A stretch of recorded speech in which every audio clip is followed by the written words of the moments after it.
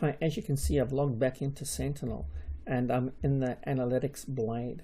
So we want to go ahead and create a new ML Behavior Analytics rule. Now, if I click the Create button, you won't see it here because it's under Templates. So I've got to select Rule Templates. And then from the drop down here, I can go ahead and click Rule Type, select ML Behavior Analytics and click Apply. And if you notice, I've got these two rules here. We've got the RDP and SSH. So I can go ahead and I can maximize that, and I can go ahead and highlight that RDP rule by clicking on it and click Create Rule. Now this will go away and allow me to create that rule. And if you notice, everything's grayed out. I cannot customize this rule. I want to make sure it's enabled. I'm going to click Next on Automated Response. We're not going to do any automated responses. I'm going to go Next to Review and Create.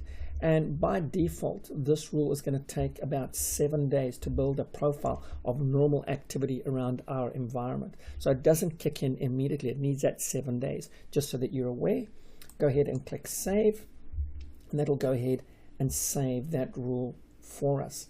And that is how we deploy our analytics rule for our RDP connections. And if you see now, I've bounced back into my templates. I'm going to select the SSH rule, click the flyout, click Create This Rule, and this is going to go away and do the same thing. We're going to leave it enabled.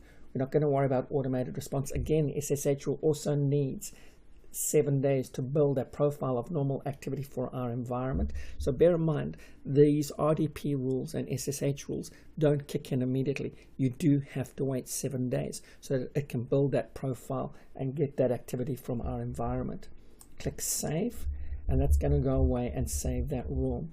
Now you'll notice I've got the RDP rule here and I've got the SSH rule as well. So I would like to thank you for viewing, and I look forward to seeing you in the next lab.